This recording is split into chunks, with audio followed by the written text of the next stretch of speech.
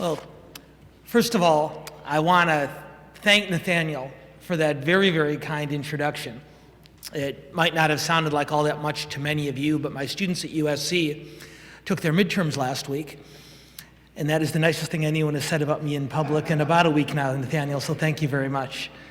I also want to thank him and his colleagues from class today. I had a tremendous discussion with a good number of some of the school's most impressive young people. I really enjoyed the experience, and I'm grateful to them and to all of you for letting me join you here today.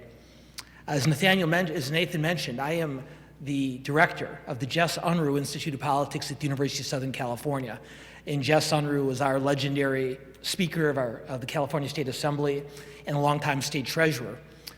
And my job at the Unruh Institute, as it was described to me when I was hired, my job is to get young people, to get our students interested and involved and motivated to participate in politics and government and public service. And I've got to tell you, after 4 presidential campaigns and 3 campaigns for governor of California, after all sorts of work in the private sector and with nonprofits around the state and around the country, this is the best job I've ever had. I'm working with motivated young people like those at the school here to help them decide not whether or not they're going to make a difference after they leave school, but how they're going to make a difference is the most extraordinary opportunity anyone could have.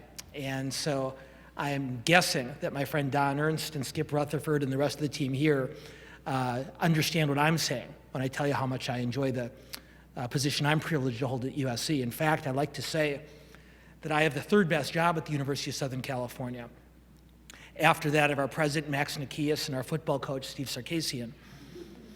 For those of you who are college football fans, you know that this year I have the 2nd best job at the University of Southern California.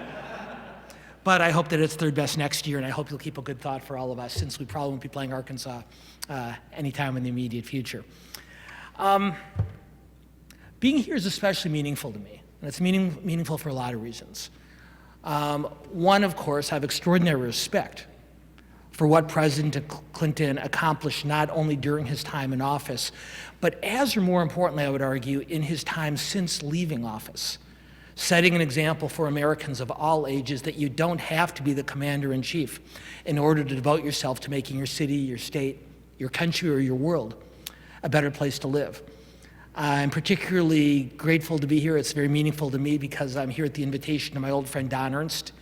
And if you value him here in Arkansas as much as we valued him in California, then you are smart enough to appreciate a tremendous resource that he has not only for the school but for the surrounding community.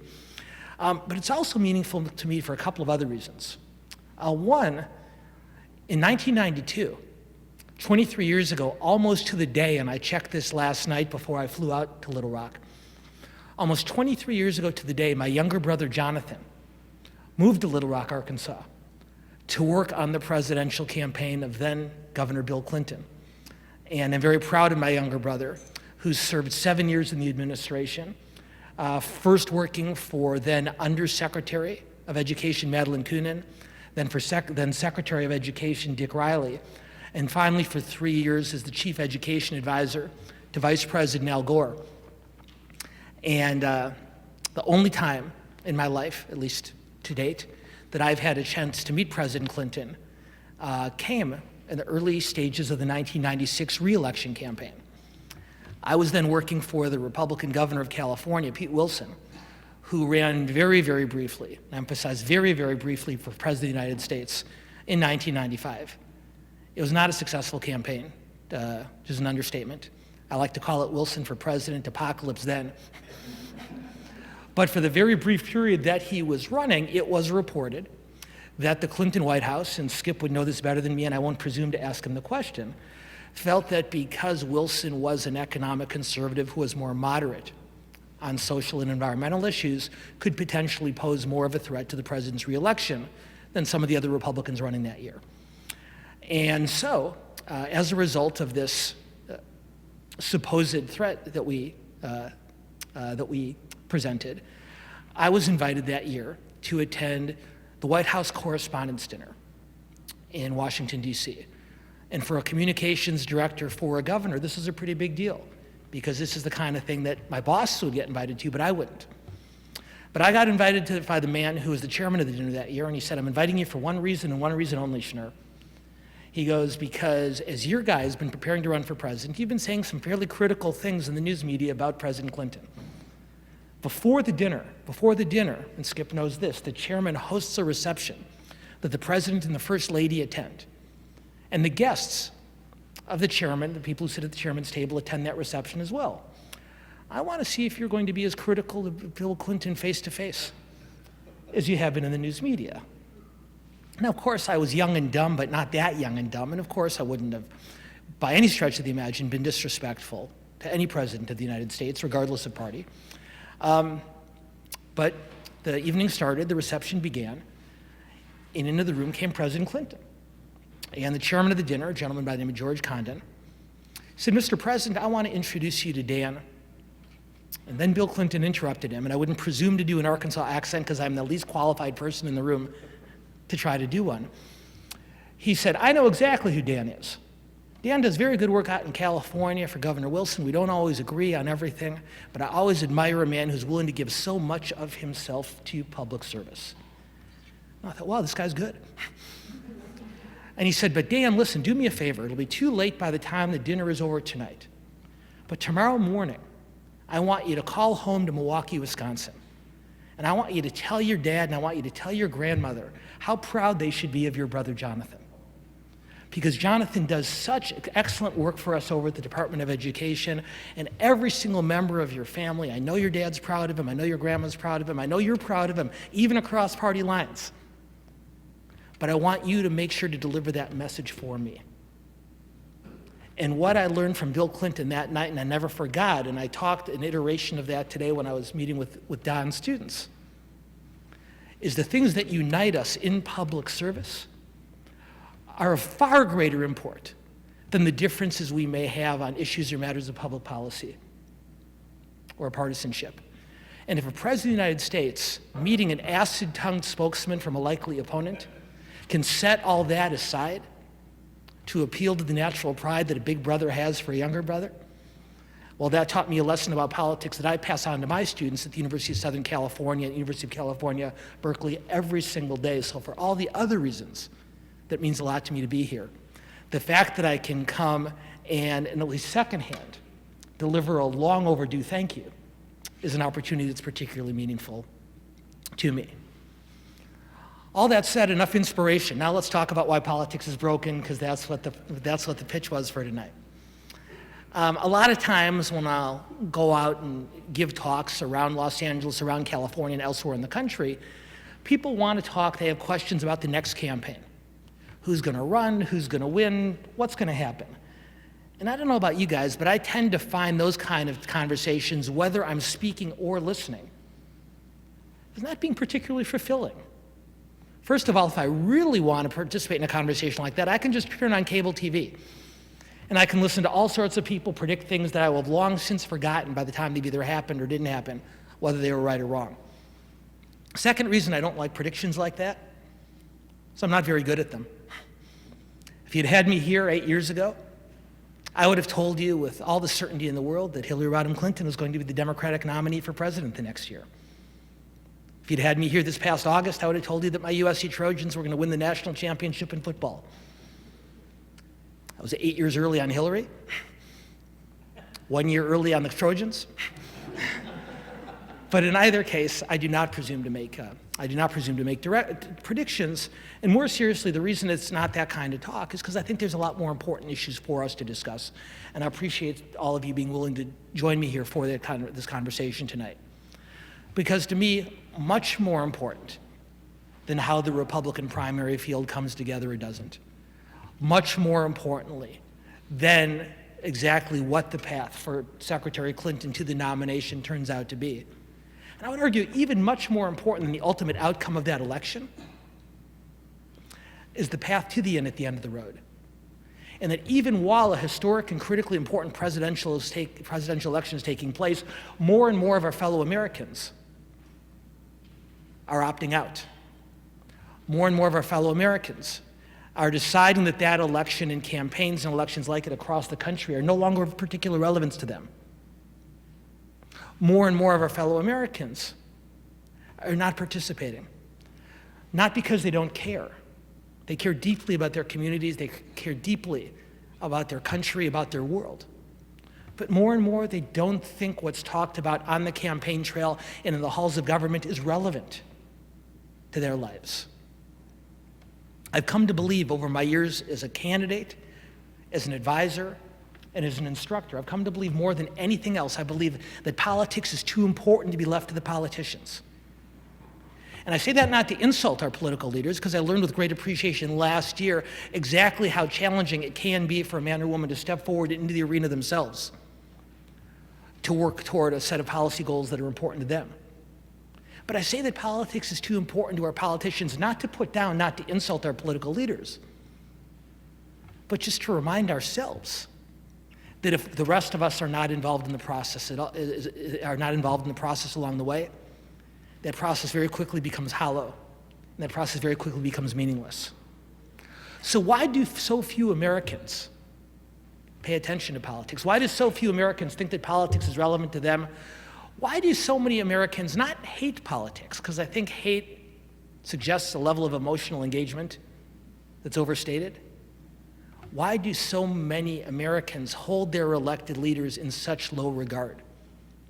And more importantly, what can be done about it? So I'm going to talk about three things tonight, and then leave time at the conclusion of my remarks for any questions or comments or insults that you might have, depending on how the first half of the program goes. I'm going to offer you three thoughts, and then beyond that, I'll be eager to take the conversation wherever makes the most sense to all of you. So I'm going to offer you three ideas, both of what's wrong and what can be done to address those problems. One legislative, one structural, one financial, and one more attitudinal. And at least as the first steps toward fixing a broken system of politics, what can we do to make the system work again? So now, first of all, what's wrong with politics? If we're going to talk about how to fix it, we need to talk about what's broken. Well, I'd argue to you, number one, politics is too partisan. And politics has always been partisan, and it should be, because smart men and women of different ideas ought to be able to stand up and articulate their differences. But what's different, I would argue to you, what's changed over the years, is not that politics is more partisan, but rather that it is unrelentingly partisan. And that not only is the gap between the two parties wider than it ever has been before, but the willingness of otherwise smart men and women to look for ways to bridge that divide has become less and less frequent. I tell my students at SC, and I tell them at Berkeley, I say the difference between politics and football is that in politics, the victories come in between the 40-yard lines. And that's not to suggest that centrists, that moderates like me, are superior because we're not to principled progressives or principled conservatives, but rather just to recognize that if you're going to operate in a system that is not a monarchy but is a democracy, you're never going to get everything you want. So even the most brilliant progressive or the most equally brilliant conservative, if they're not willing to step out of their respective end zones, out of the shadows of their respective goalposts, are simply not going to get anything done. So number one, politics is too partisan. Second, and as importantly, there's too much money in politics. There's too much money in politics. There's too much money in politics. And what I will talk about in just a minute or two about why that is and what can be done about it. But I would suggest to you at the outset of this conversation that when we have a system in which a CEO or a union head or an extraordinarily rich individual of either party can purchase an election that shouldn't be for sale, it shouldn't be that surprising that those of us without millions of dollars to start our own super PACs decide that there's not much in it for us. And then third and finally, and I think most importantly, when we talk about the lack of participation, the lack of interest, and the lack of regard that most Americans have for politicians, I think the single greatest concern in that area is the particular lack of involvement among the youngest Americans, the youngest voters, a millennial generation, exceptions to that overall rule of disengagement happily populate schools like this one. So let's talk about each of these things. Let's start with partisanship. Why are politics so partisan? And there's a legislative fix here. There's all sorts of reasons that politics has become so hyperpolarized. But I would suggest to you to begin with, it's because for all sorts of understandable but unforgivable reasons, we allow the politicians who will run for state legislature and Congress to draw their own district lines, to create their own districts.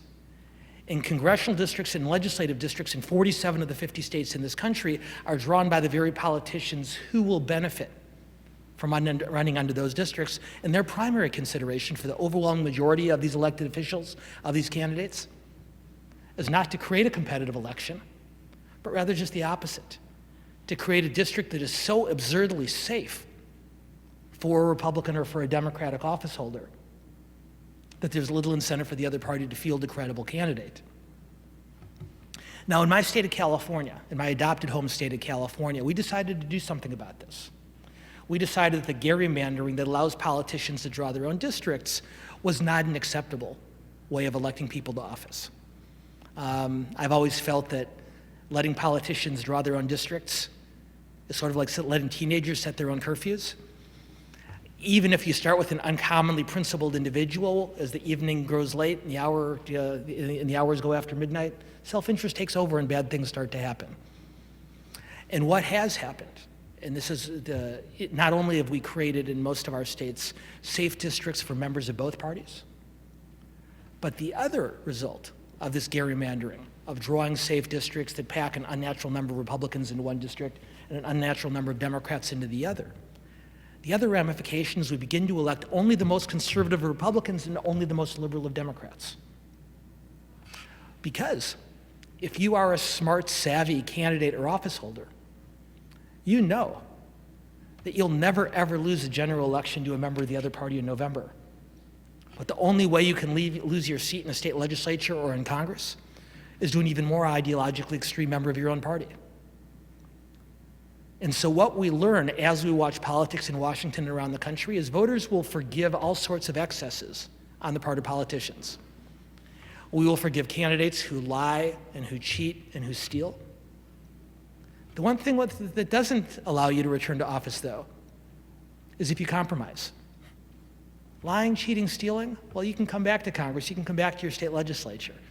But if you have the temerity to reach across party lines to work with a member of the other party, then the Tea Party is going to run a more conservative candidate against you. Or Move On's going to run a more liberal candidate against you. And then you're going home. And what we've done in California, and it's been done in a small number of other states, but I would argue to you as an absolute necessity to be done in all 50 states in this country and at a national level as well, is we took the power of line drawing away from our politicians. And we appointed instead a citizens commission to draw district lines, not to make a district as safe as possible for one candidate or the other, but to reflect honestly and accurately the geographic, the demographic characteristics of a community, and in the process create more competitive elections. And the result has not necessarily been the election of more moderate candidates, because I don't think that was our goal. Rather, it's been to lead to the election of more responsive candidates. Because it's only human nature that if you know that you might face a tough re-election campaign, maybe you'll listen a little bit more carefully to the voters than if you know that you're guaranteed to return to office for year after year and election after election. So now, redistricting, I will admit to you, is the least interesting word in the English language. But I would argue to you for creating a less polarized political system, taking that line drawing capability away from the legislators themselves, which was the case in California, or even from principled statewide elected officials here, as is the case in Arkansas. If you are an elected official, you're going to be much more likely to be influenced by political and partisan considerations. And the result is a legislative body in which the space between the 40-yard lines is largely unoccupied, and the end zones on both sides are overflowing. And if you've ever tried to have a reasonable conversation in a crowded football stadium with somebody standing 100 yards away from you, it's not easy to do. And so we think bringing the two sides closer together structurally is the first step toward getting them to work together on matters of public policy. The second question is one of money in politics. And this is a tougher one, because as I think many of you know, the US Supreme Court has made its feelings known on this issue many times over the years. But I would argue to you, I would suggest to you, that far more pernicious, far more impactful than the Citizens United decision or the McCutcheon case last year, in order to see the damage that the US Supreme Court has done to politics in America, you have to go all the way back to the mid-1970s, when in the aftermath of the Watergate scandal, the US Supreme Court passed a decision known as Buckley versus Vallejo, in which the court argued that when it comes to political expression, when it comes to expressing your political opinion, that money is the functional equivalent of speech. And what that means from a practical perspective is that if I were to pass a law that would constrain your ability to give as much money to a party or a cause or a super PAC of your choosing, I would not only be restraining your abilities to contribute, I would therefore, according to the US Supreme Court, be restraining your First Amendment rights to free speech. And I think that's wrong. And I think that's wrong. And I think that is so, so wrong. I say this, look, I am not a lawyer. And as I told Don's class earlier, because I'm not a lawyer, the likelihood of me being named to the US Supreme Court is a fairly small one. But what I say from the practical experience of an operative and the practical experience of a voter and a citizen is that the idea that money equals speech is absolutely, truly, madly, deeply wrong, and has had an absolutely devastating effect on the way we conduct campaigns and politics in this country. Why do I think that? I'll give you an example. It's Maddie, right? Okay. Maddie was in the class today, and I'll use her as an example for why I think this money equals speech formulation is so inaccurate. If Maddie is standing in front of the library giving a speech on an issue of concern to her, she is exercising her First Amendment rights, and she should be entitled to do so. But suppose while Maddie's giving a speech, I pull up next to her in a sound truck, and I download 2 huge speakers on either side of her, and I crank the volume on those speakers up to 11, and I drown out every word, every syllable that she utters. At that point, I'm not just exercising my First Amendment rights, I'm interfering with hers. And I would suggest to you that the functional equivalent of that type of interference takes place on every single day of every single week of every single election season. And regardless of whether you happen to think that the Koch brothers or Tom Steyer or George Soros or Sheldon Adelson is or should be public enemy number 1, regardless of whether you line up on the left or the right, the fact is they are drowning out our conversation the same way that I'm drowning out Maddie's. So in the short run, to the medium term, the US Supreme Court is not going to overturn Buckley versus Vallejo. And I suspect that at some point in the not too distant future, when we have our next Watergate-esque scandal, at that point, Congress will finally be emboldened to act in a reasonable way on this front. But I'm going to offer you very quickly, before we move on to what I think is the most important point, an idea of something that can be done in the meantime to restore some sanity to an increasingly insane system of campaign finance. So the Supreme Court will not allow us to establish rational parameters on the amount of money a wealthy individual or entity can spend in a campaign. We can't do anything about that right now, but what we can do in the meantime, I would argue, is to create some distance to weaken the link between political giving and government action. And what do I mean by that? I believe what I've proposed in California and what has been done in a dozen other states around the country and should be done with the United States Congress, I would argue to you that any campaign fundraising at all should be absolutely forbidden at any time that a Congress or a state legislative body is in session. At any time that Congress is meeting, at any time that your state legislature is meeting, your elected representative should not be allowed to ask for, by word, by mail, or by email. None of your elected representatives or their representatives should be able to ask you for a single dime until those elected representatives have completed the work that you elected them to do for the year. Now, I'm not naive. I worked in politics for a lot of years. I know that fundraising is a necessary part of politics.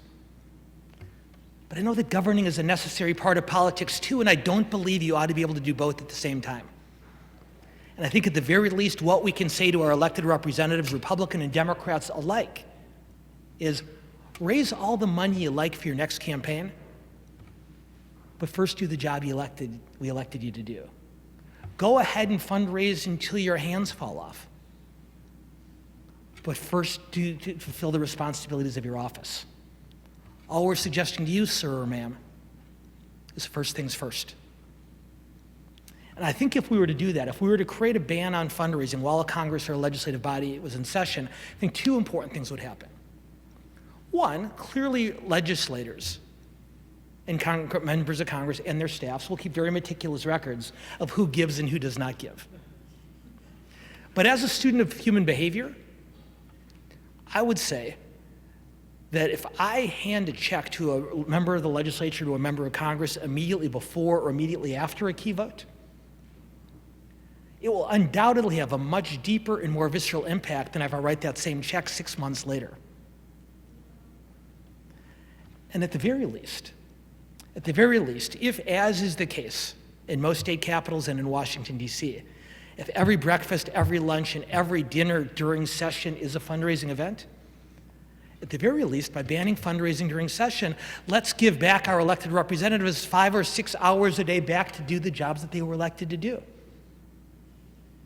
And maybe they'll be a little bit more incentivized to get the work done on a normal calendar, if for no other reason than they can get home and begin to raise money for re-election again.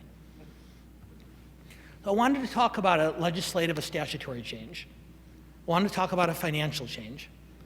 The last and the most important change isn't one that a legislature can make, it's not one that a Congress can make, it's not one that the Supreme Court can make. It's a change that we have to make. And this is a change that is not legislative, it is not financial, it is attitudinal.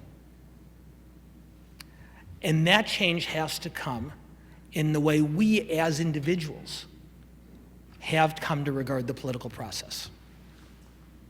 Now, I'm going to use my iPhone as a way of introducing this conversation. Because the best thing about my iPhone, and let's use this as a metaphor, let's use this instrument as a metaphor for all the various types of communications technology that have evolved over my time and Skip's time in public service. Not just the internet, not just social networking, but cable TV, talk radio. Let's take all those types of communications technologies that our politicians use to reach out to us. And let's use this phone as a metaphor for all those various types of technologies. What's the best thing about my iPhone? The best thing about my iPhone is that it is empowering. I can read whatever I want to, I can listen to whatever I want to, I can watch whatever I want to, whenever I want to. And that's phenomenal. That empowers me. I tell my students about what it was like to rush home from dinner to catch your favorite television show. I might as well be talking to them about the butter churn. I tell my students about what it was like pushing buttons on the car radio trying to find your favorite song. I might as well be talking to them about my favorite blacksmith. These are smart, intelligent, well-read young people, but they've never experienced that. And the truth is, neither do we anymore. Because everything we want is there for us whenever we want it. Now here's the challenge. If this is the best thing about advances in communications technology, here's the worst thing. Because once I put these earphones in my ear to listen to whatever I want to, I very quickly lose any interest whatsoever in what you're listening to. I'll give you an example. I'll give you an example from music. Now, you guys know Don, and one of the things you know about Don Ernst is he is a very, very ardent fan of gangster rap music. He's into gangster rap. And by the way, I don't mean mainstream Jay-Z, Kanye stuff. I mean the really hardcore Get the Police. And no, Henry, I know it's not Get the Police, but this is a family audience, so that's what we're going to stick to here. So Don is into gangsta. That's his thing. And in years past, if he and I were to commute to work together, we would compromise. And on the way in every morning, we'd listen to his gangster rap music. And on the way home, we'd listen to my music, to my Gilbert and Sullivan, because that's how I roll. And over the course of commuting back and forth to work every day, over weeks, months, years, we might not become fans of each other's music, but maybe we gained some appreciation and some understanding for the other person and why they listened to what they did. Maybe I learned something about urban culture. Maybe Don learned something about history. Maybe we were exposed to something that we would otherwise not have been exposed to by virtue of us listening to the same car radio. Well, today, if Don and I are commuting, I plug my phone in the dashboard, right? He puts the plugs in his ears. He listens to his music, I listen to mine, and we do not hear a single note, a single syllable of what so interests the other. And what if, think for a moment, suppose the stakes here are not country versus hip hop. Suppose the stakes are whether or not to raise taxes. Suppose the stakes are how to fix a broken system of public education. Suppose the stakes involve whether or not to engage militarily in a part of the world that the overwhelming majority of the American people wanted nothing to do with ever again, not too long ago. If one person is watching Fox and the other is watching MSNBC, if one likes Hannity and the other likes Huffington, if one likes O'Reilly and the other's into Olbermann, we're not just disagreeing, we're experiencing two entirely different versions of reality.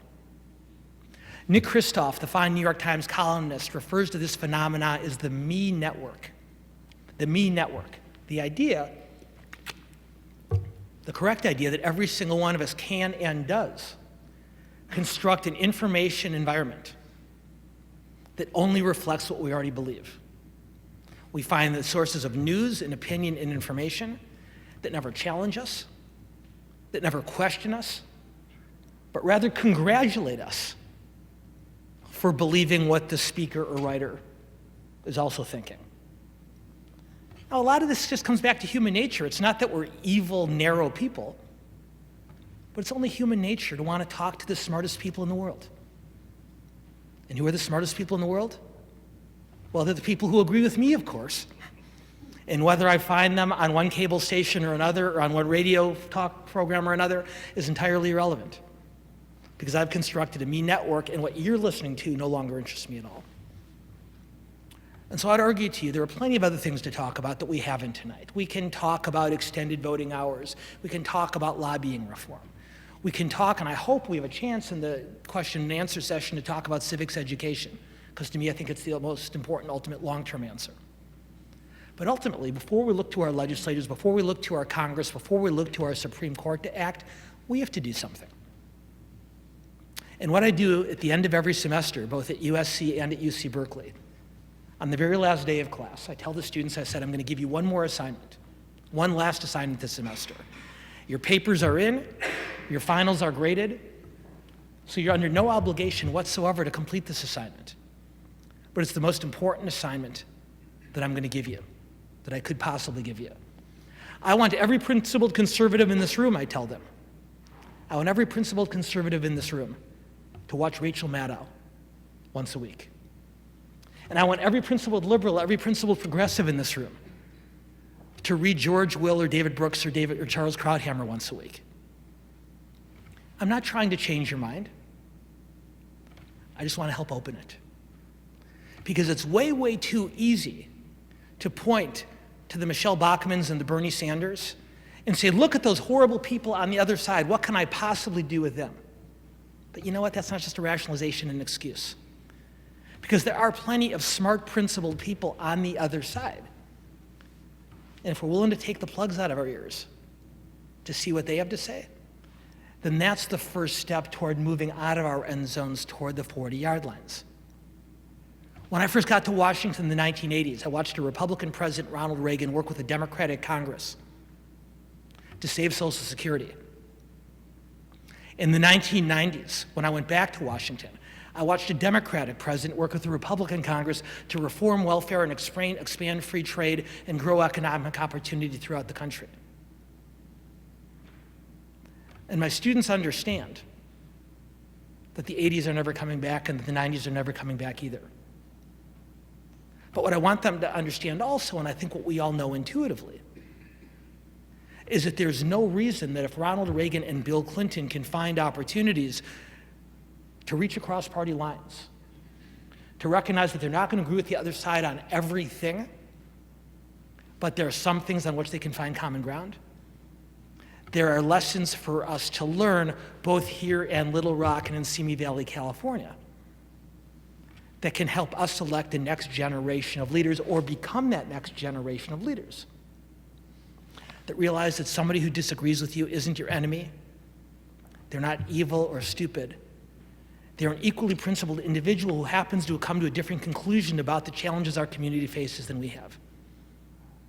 And instead of dismissing or disparaging those people, but finding ways to work with them, that's the way we fix the broken politics. And ultimately, the legislators and the Congress and the rest are going to follow. Thank you very much.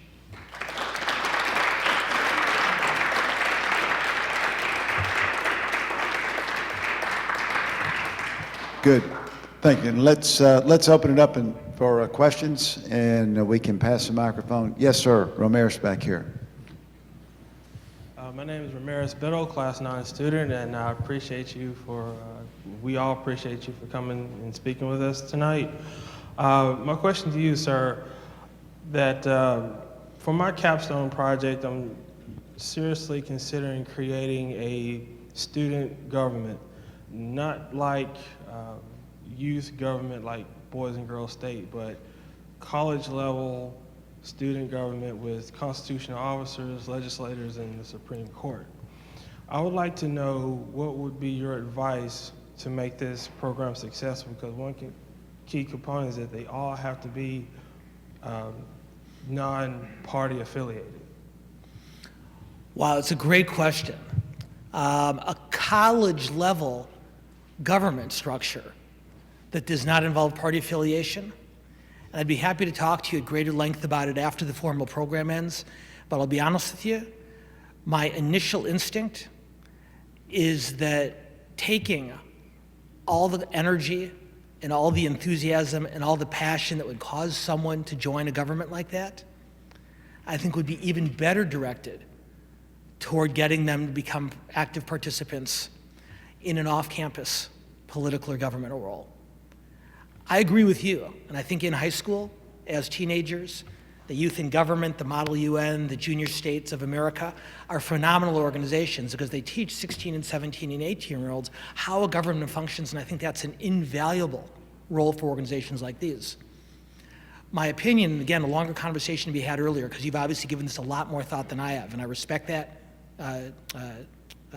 wholeheartedly, is that by the time that young person has moved from high school to college and to graduate school, we need them out in we need them out in the real world. And one of the challenges I face on my campuses, and I see it reflected nationally, is an increasing number of college students who, instead of interning in the office of a candidate or an elected office holder, are much more likely to get involved as a volunteer in a community project. And one of my greatest challenges as an educator, and I suspect it's one that you all face here, is to tell our young people, say, look, volunteering is admirable, volunteering is noble, but you can only clean up so many parks. And if you really want to make a difference, you have to step inside the gates, and that means working to elect men in office to a city council or a legislature or a Congress or an Oval Office. And so my concern, again, I think your thinking is grounded in only the most admirable of goals, is that if I've got a young person who is so interested and so involved and so engaged that they want to help make a difference with you, I want them journeying off campus more regularly to make that difference where it's most needed. Please, let's talk afterwards. But my very, very short advice is, these people are ready for the NFL. Let's take them there. There.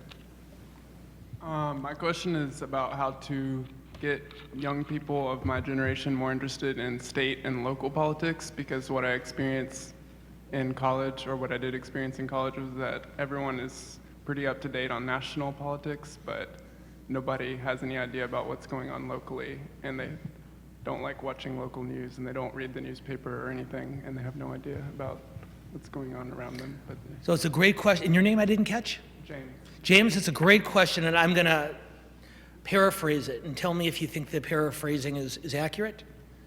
Your question, a little bit more broadly, is how do we get people to care about things that they don't care about?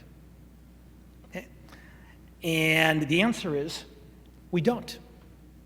The time and effort and energy it gets to convince someone to pay attention to something that they don't think is important is not a good use of your time and energy.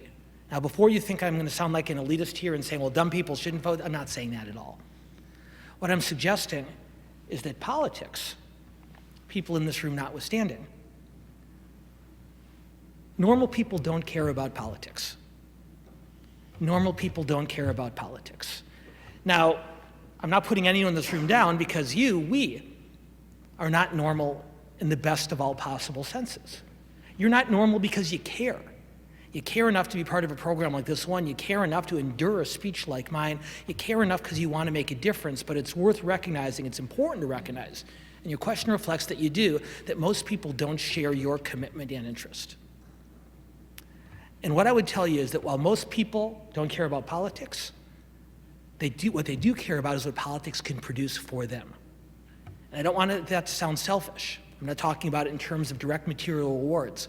People who don't care about politics care about better schools for their children, better jobs in their community, safer streets, cleaner air and water. They care about something or some things. And so what I would suggest to you, particularly at the local and state level, is that instead of trying to convince people that paying attention to politics at that level is as interesting as a presidential campaign, because it's not, instead, meet them where they live. Say, I know how much you care about better schools. I know how much you care about safer streets. I know you care about these things. That's why your generation volunteers to the degree that they do in these types of community projects. Here's our next step. So yeah, I'm playing a word game with you. I'm playing a semantic game with you, James. But the point I'm making is, if you come up to someone and say you need to care about politics and politicians, you're going to drive them in the other direction. But if instead you talk to them about what's important to them, and how politics is, there's a politician that's an answer to that. It's like, I know you hate politicians, Henry, but I know how much you care about better schools. Come meet my friend Joni Smith, who's running for school board. Nathan, I know how much you hate politics, but I know how much you care about immigration reform. Come talk to my friend, Juan Gonzalez, who is running for Congress, and hear what he's going to do if you help get him there. I tell my students at SC and at Cal, there's a famous quote from Bill Clinton, actually, so I'm glad I get to talk about it here. I tell them that Bill Clinton once said, the second most important thing in any conversation is what I want. The second most important thing in any conversation is what I want. Now, there's two things wrong with that quote, James. One, it's not true. Because the most important thing in any conversation is what I want. I want to elect my candidate to office. I want to go for Chinese food rather than Mexican. But the point of the quote is, the better I understand what motivates the person or people I'm talking to, the more likely I am to convince them to come with me. And so if the people I'm talking to care about schools or roads or clean air, that's what I talk to them about, and I introduce politics not as something that they should be embarrassed not to care about, but as the way of solving something that's already a challenge or a problem that's already important to them. And by the way, Skip, thank you for not blowing it for me. But the other thing that's wrong with that quote is, of course, Bill Clinton never said it. I made it up. But what I've learned in my years of teaching is if you attribute a quote to a famous person, particularly a former president of the United States, your students are much more likely to think they'll be asked about it on a midterm or a final, so they write it down and they remember it. So these are bad habits to break, and if I quote Winston Churchill, Ronald Reagan, or Mario Andretti before the end of tonight's discussion, call me out on it because I deserve it. We'll just attribute those to Don Ernst. Any questions? Yes, Andrew. Thank you. Hi, my name is Andrew Forsman. I'm a current student here at the Clinton School. So I wanted to ask you about, when I talk to a lot of my non-Clinton School peers, this disengagement from politics comes a lot from this idea that you mentioned your second point of too much money in politics, about Buckley versus Vallejo and about Citizens United. We had last semester, a guy named Jeff Clements, who is the leader of Free Speech for People Yeah. and used to be an assistant attorney general at Massachusetts. And this movement that he's involved in is trying to go state by state and introduce anti-corporate personhood amendments into the state constitutions, eventually hoping to affect that on a national level. So can you talk about what traction there is for that in the state of California and in some of the neighboring states that you have, and how that might feed into some eventual more empowerment of people our age? We feel like they have a better voice. They're not being drowned out by your sound truck like you were talking about. Well, it's a great question, and I'll broaden the answer from California and the surrounding states to nationally the prospects for that type of reform. And the answer I would suggest to you is infinitesimal. The odds against that kind of reform are overwhelming. And I think this gets back to the conversation we were having earlier about partisanship. Because I think what happens too often in a discussion about campaign reform is, just as we tend to lean in one direction or the other on the basis of our news and information sources and therefore our opinions, we tend to engage in what I call selective outrage. We become infuriated at the excesses, financial and other, of the other side. And we're not nearly as willing to admit that the problem is much more pervasive than that. I have friends who think that the Koch brothers are evil incarnate, that neither David nor Charles could make a reflection in a mirror if they walked past it if their lives depended on it. But they don't see anything wrong at all with what Thomas Steyer or George Soros is doing. And I have other friends for whom Sheldon Adelson and the Kochs are heroes, but think that Soros and Steyer are an evil menace. And so I worry when I hear a reformer talking about corporations or unions instead of both. I worry, and I think many people come to believe it intuitively without even thinking it through. This isn't someone who wants to fix the system. This is somebody who wants to silence the other side. And to me, the greatest challenge of campaign finance reform, the greatest challenge of any reform, is being willing to take on your best friends in order to accomplish a goal. I talked about Bill Clinton and Ronald Reagan working with the opposite parties to make policy change happen. That wasn't easy. They both had to go to some of their best friends, and Skip can talk to this better than just about anyone, and say, I've known you forever, I'll be with you there forever, but this is something that's really important, and if you can't be there with me, I promise I'll be back with you tomorrow. And that's a hard thing to do, to say to someone who supported you for years and years and years. Two of, if I'm not mistaken, I remember, two of President Clinton's closest advisors on welfare issues resigned when he signed welfare reform. President Reagan faced the same challenge with some of his closest allies when he worked across party lines with Tip O'Neill. But that's what leaders do. And I think if we're going to have campaign finance reform, it's going to need principled progressives who say it's not just corporation money, it's the unions. And equally principled conservatives who say it's not just the unions, it's the corporate CEOs. And so when I see a reform effort, even if its primary motivation is nothing but laudatory, singling out one side or the other, I worry that they booby-trap themselves. And that, more than anything, I think is what hamstrings the potential for many of the types of reform efforts that are being discussed in the current landscape. Yes, Ann. My name is Ann Haley, and I'm a member of Class 10 here at the Clinton School.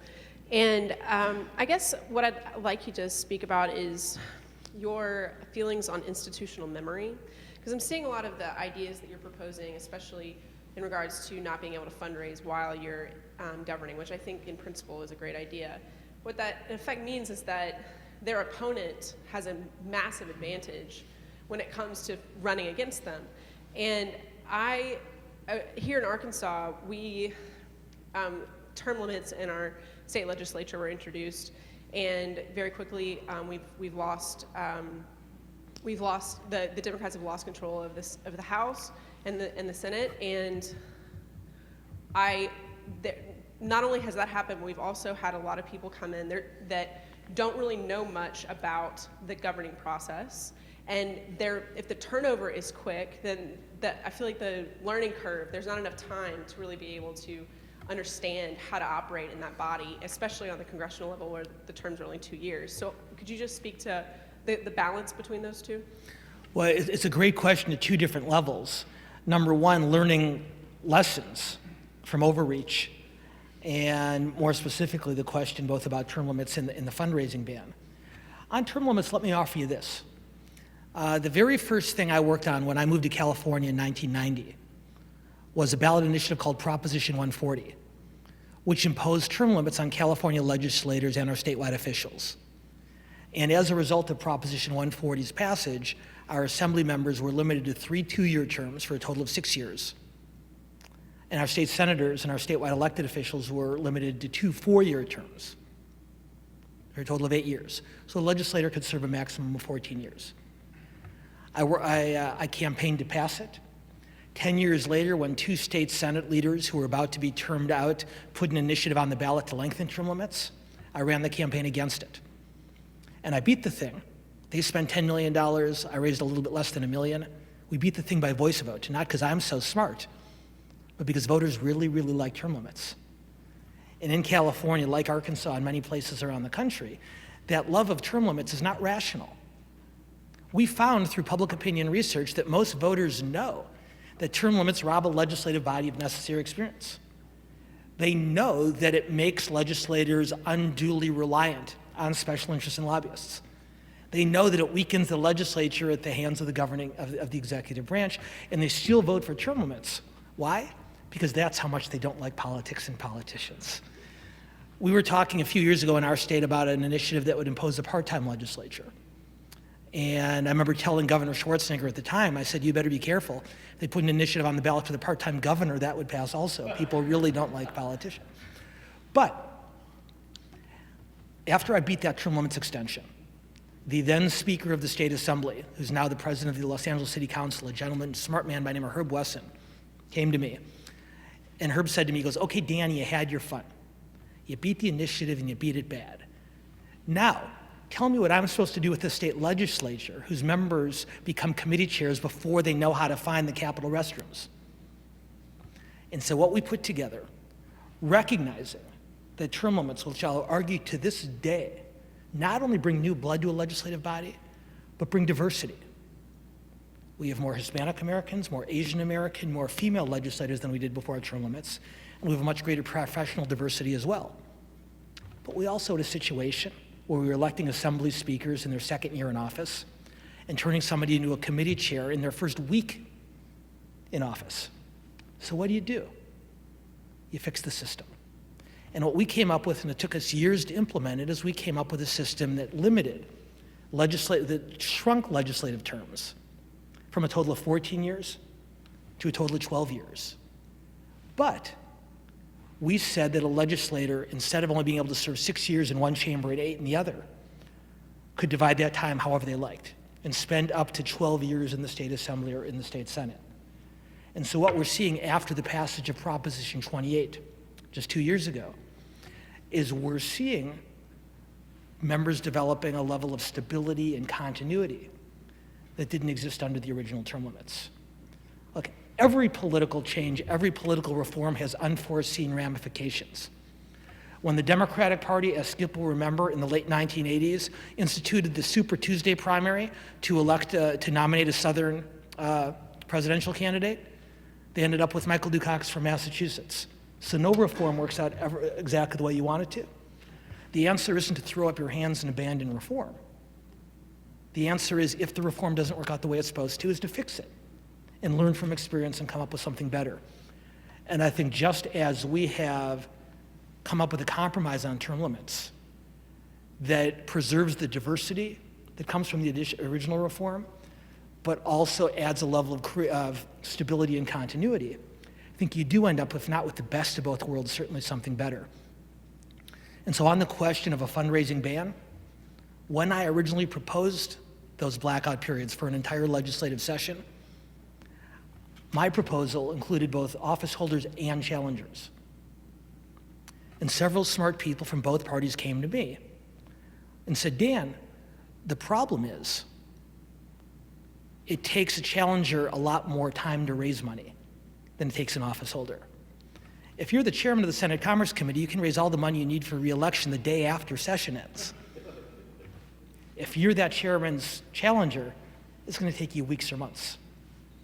The other thing we found in doing legal research is that a ban on fundraising, not just by elected officials, but by challengers, created First Amendment issues. If the impetus for banning fundraising during session is to eliminate a conflict of interest, if you're not an office holder, there's no conflict of interest. So we adjusted the proposal accordingly. And when elected officials told me that they thought it was unfair that they would not be able to raise money, but their challengers would, I talked to them about the franking privilege that allows them to send out mail for free. I talked to them about the media platform that exists when they hold committee hearings that just happen to take place in the week or weeks before an election. So, you know, I think incumbents actually do have several advantages here. And if it incentivizes you to finish session a little bit quicker to get on the campaign trail and even up the fundraising scale, well, then so be it, but I'm not going to lose any sleep over it. I ran for Secretary of State partially on a platform of banning fundraising during session, and I lost. I was the first independent to run for statewide office, as Nathan mentioned, in the history. I was the first independent candidate for statewide office in the history of the state of California to run. On my best days, I thought I might make history. On most days, I realized I was probably just making it easier for the second independent in the history of California to run for statewide office. I finished fourth in a field of 8. But as a result of my campaign, the state Senate has now banned fundraising, not during the entire legislative session, but during budget negotiations and during the last month of session when the overwhelming majority of bills are voted on and sent to the governor. Is it as much as I wanted? Not even close. But it means that the most abject conflicts of interest have been eliminated, not by a governor, not by a legislator, but by a citizen. And if there's anything I can leave the students in the room tonight, and I tell that story not to be self-aggrandizing in the least. Finishing fourth with 9.2% of the vote is nothing to brag about, so I won't. But I tell that story, not for any kind of glory, but to tell that story for all of you who are getting the benefit of a tremendous education here at this school, that running for office is one way to make a difference, but it's only one way. And whether it's helping someone else get elected, or running a nonprofit, or volunteering in the afternoons or evenings on behalf of a cause because you don't care much, your friends don't care much about local or state politics, any citizen who wants to make a change can. And every citizen who wants to make a change should. I tell my students a quote from Steve Jobs, and yes, this is a real one, by the way, James. Steve Jobs, the late founder of Apple, used to talk about the importance of putting a dent in the universe. And I love that quote, putting a dent in the universe. And I love it because it not only talks about impact, but it talks about purpose. You guys have all been told over the years that you can change the world, right? Well, you know what? Most of us can't change the world. Changing the world is hard. Changing the world is complicated. But instead of trying to change the whole world, find one particular spot in the universe and taking a crowbar and wailing away at it until there's a dent in that one place. That's how you make change. And if enough people put enough dents in enough different spots in the universe, then that's how you change the world. Dan, Thank you very much. Speaking of change, California is always, or usually, at the forefront of movements, whether it be taxes and tax reform or tax anger, to same-sex marriage. So out there at Berkeley and at USC, and what's the next movement? What are you seeing? What is bubbling in California that you think will have some impact on politics, government, public service in America? Boy, it's a terrific question. And I think there are actually two issues on which we are seeing the beginnings of change that's not just necessary in California, but across the country. I was talking to Nikolai about this earlier, and I hope you listened to his program. When does it air, Nikolai? Sunday at 5:05 p.m., I hope? Okay, just checking. Okay. Phew. Well, that's a relief. But, of course, it's on whenever they want it, right, Nicolai? Okay. We're talking about this in a slightly different context. Two issues, which I think both at a state level and nationally lend themselves to bipartisan action more than any others. And happily for us, as a country, I would argue that these are the two most important issues we face in terms of public policy at the national level. And those two issues where I see the beginnings, Skip, coming in California, are on K-12 public education reform and comprehensive immigration reform.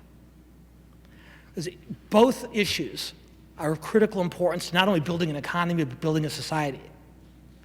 You need a successful and a better run and a more effective public education system to prepare a community's next generation of leaders.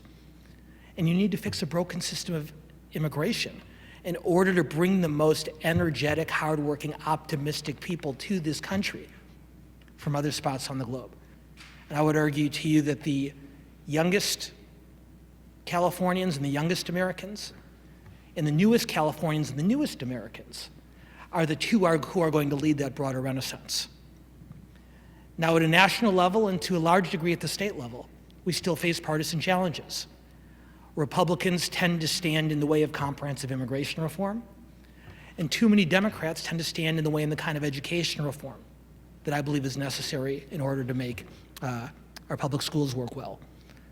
But what we're beginning to see in the state is an increasing number of Republicans realizing that you can't deport 11.5 million people. And that if you tried, you would need to line buses from San Diego to Fairbanks, Alaska. And good luck trying to oversee that motorcade down. And more importantly than the logistical challenges, why in the world would we want to discourage the most energetic, hardworking, optimistic people on the planet from bringing that energy and that optimism and that drive to our country to succeed? 21 years ago, the people of California passed a ballot initiative, Proposition 187, that would have, had it been implemented, forbidden undocumented immigrants from receiving any public services, education, healthcare, and others. 60% of Californians voted for that initiative, 59.8%, but roughly 60% of Californians voted for that initiative, myself included. Today, according to the USC LA Times poll, which I oversee, 60% of Californians would object to the withholding of services from people in this country without documentation. So 1 out of every 5 Californians, myself included, has realized over the last generation that the way you build a society is by welcoming that drive and that energy, not trying to push it away. And as we watch the fights going on in Arizona and Texas, and most discouragingly in Washington, we know that California is America, only faster, and that the same attitudes that caused us to react the way we did 20 years ago have changed and are going to change at a national level too.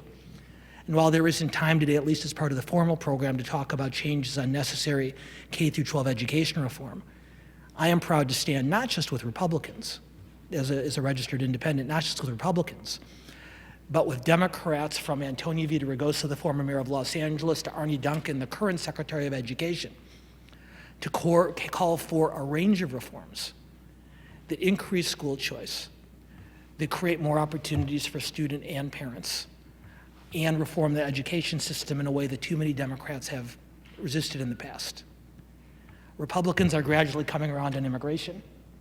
Democrats are probably are just as certainly coming around on education reform. It's not happening fast enough, but I see both trends happening in California. And the best wish I can offer to the next president of the United States, whoever he or she might be, is that they hold office at a time when the American people and their elected representatives are willing not just to welcome and not just to embrace, but to empower the youngest Americans and the newest Americans to create a renaissance in a new American century.